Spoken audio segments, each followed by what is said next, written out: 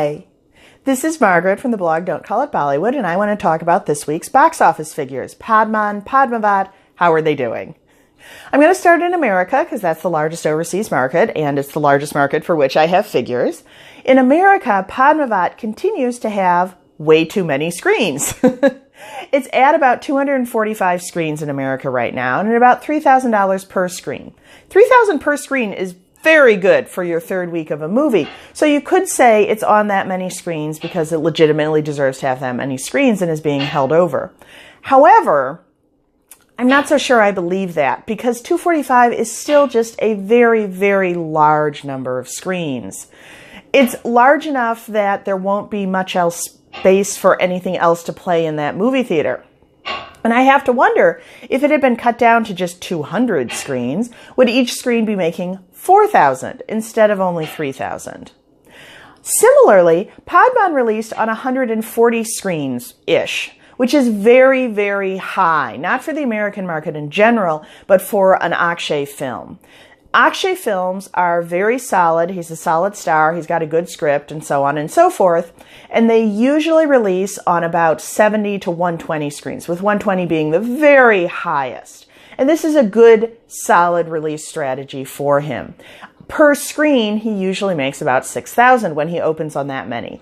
It's not unknown for an Akshay film to actually add screens in later weeks. When I say Akshay film, I'm talking about movies like Padman or the other ones he's been making lately, where they've got a solid story, a solid script, a solid promotional campaign. They aren't going to be a blockbuster, and they aren't an action movie with a limited audience grouping. It's a nice social messagey kind of film. They usually open 70 to 120 screens and 4,000 to 6,000 per screen. This one opened on 140 screens and at 4,000 per screen. And I feel like if it had opened on just slightly fewer screens, the overall box office probably would have stayed the same and the per screen would have been higher. Which is good, remember, because the per screen is where the theaters make the profit. And theaters have to make a profit in order for movies to keep coming out. That's the bottom line. There's a couple of things that could be going on with this. The first thing is just that February is a terrible time in the Hollywood film release schedule. So there's a lot of empty screens in movie theaters that they might be willing to throw towards an Indian film. Another thing that's happening is Padmavat's success. Success breeds success. If you saw one Indian film do well, you might be willing to try more screens for another Indian film. This is one of the benefits Padman had in coming after Padmavat, and also one of the risks. If Padmavat had flopped, it would have taken down Padman and everything else after it because people would have been nervous about giving more screens. That's what happened with Futur. It flopped really terribly right at the beginning of the year, and then the Indian film industry had to sort of fight back and prove that they deserved the screens ever since then. In this case, it's the reverse effect. Padmavat is doing so well that people are willing to take a risk and give more screens, and they have the screens available because there's not many Hollywood films coming out. Except for Black Panther. I'm not going to ignore that one. But in general, there's not that many Hollywood films coming out, so there's more screens available for people to try things. The exception to this, as it was last week, is Australia. Most places in the world, Padmavat is having a decreasing number of screens. America is really outstanding for the large number of screens it has. Most places, it's slowly decreasing. Padman, most places, opened on more screens than I would expect for an Akshay film, except in Australia. And it's making about 4,000 per screen everywhere, including Australia. That's the thing about Akshay. He's very consistent. In Australia, it opened on only 40 screens, which is low for an Akshay film in Australia because he always does well there. But it only made 4,000 per screen. So, okay, maybe it's actually reasonable. For some reason, Australians aren't coming out for this movie. It's also doing terrible in the UK, by the way. That's the one exception. Which makes sense because the UK traditionally likes more fantasy, big colors, songs kinds of movies than these like smaller movies that are being sold as more social messaging. I actually think Padman could do well in the UK, but only if they had sold it as a romance with many songs, which is not what they were selling it as. So nobody's taking a risk on it there. But in Australia, it's doing about 4,000. It's an Akshay movie, but it's not a big action movie. So, okay, 4,000 seems reasonable. What's strange is it's doing about twice as much as Padmavat on twice as many screens. Padmavat is doing just shockingly bad in Australia. considering it opened at over 2,000, or not 2,000, 20,000 per screen. It's just horrible right now. And the only thing I can think of is maybe this is the effect of flooding the market. It's what we've been seeing more and more in America with Telugu films in particular. There's this big push to get you in opening weekend, this ridiculously large release, ridiculously high box office, and then nobody comes to see it after that first night because everyone's already seen it. I saw a little bit of coverage about how Padmavat was unusual because it had managed to make a deal with the two major theater chains in Australia.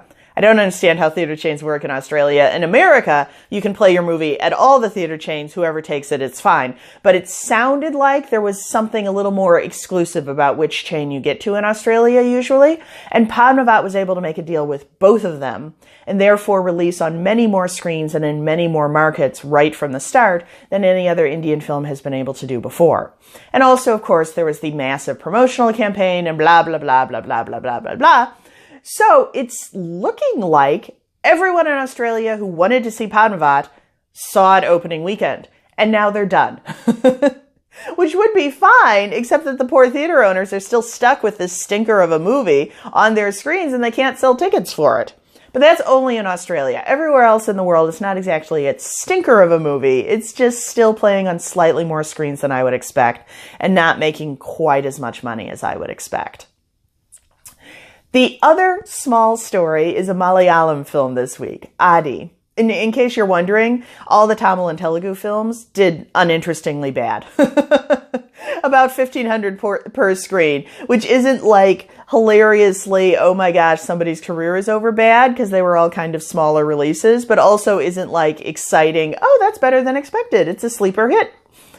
So it's just boring, not worth talking about. Aadhi, that's interesting. Malayalam film released on 38 screens in America and was tracked by Rent Track. Both of these things are very unusual. In order for a film to be tracked by Rent Track, the producer or distributor or someone has to actually pay money to Rent Track and say, I want you to track this movie. And you also have to make sure that the theaters you're showing it at are going to conscientiously give their numbers to Rent Track and make sure it's correct. Most of the time, Malayalam films are not tracked because no one cares. The distributors, the theaters, they don't care. So they release on, I don't know, maybe 8 screens, and they're not tracked by Rent Track. There's no record of how well they did. None of that. At least half the time, the movies that I know are playing in America, because they're playing at my theater, are not listed on Rent Track if they're a Malayalam film. If they are listed, it's a very small amount per screen, around 1,000, and it's usually less than 10 screens are all they release on. The exception to that would be the major star films, which still only make about 1,000 per screen. Malayalam movies are just not big business in America. But they release on more screens and they are consistently tracked on Rent Track. This film released on 38 screens, which is ridiculously high. That's more screens than the last Niven and Delcare movies made. Maybe about the same number of screens as the last major Prithviraj release, but it's still just insanely high number of screens, and it was tracked by Rent Track. It only made 1,000 per screen, which means like, I don't know, 20 tickets. So not much. I went to see it. That probably contributed some. But because it's on that large number of screens and because the figures are actually being tracked, this pretty much guarantees it's going to be one of the top global hits of the year because there's numbers available for it. And because if it's 38 screens and you only sell 10 tickets per screen, that's still way more than Malayalam films usually make in America. So I was already a little frustrated just watching the movie by how much Mohanlal's son was set up to be a star, by like every factor of the movie being crafted around him to make him seem awesome.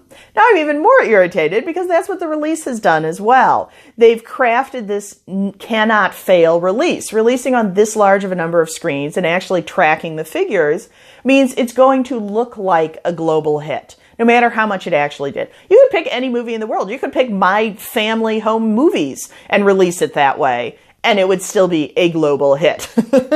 Partly because the Malayalam market is just generally so terrible internationally, but it's just it's not fair, and it irritates me, and it's playing with screen counts and fudging the figures to make the result that you want to happen. Which is essentially, to bring it back, what all of the movies are doing this week. Padmavat is still playing on slightly too many screens to keep those box office figures up. It's not causing huge damage, except on Australia, but it is causing a little bit of damage.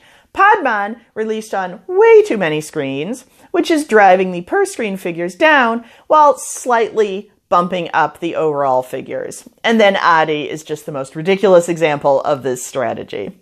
So that's how it looks to me this week. It's a week to pay attention to screen counts more than overall box office. You can agree, you can disagree, you can leave me a comment, whatever you want. There's a link to my blog right below. I'll see you there. Thanks. Bye.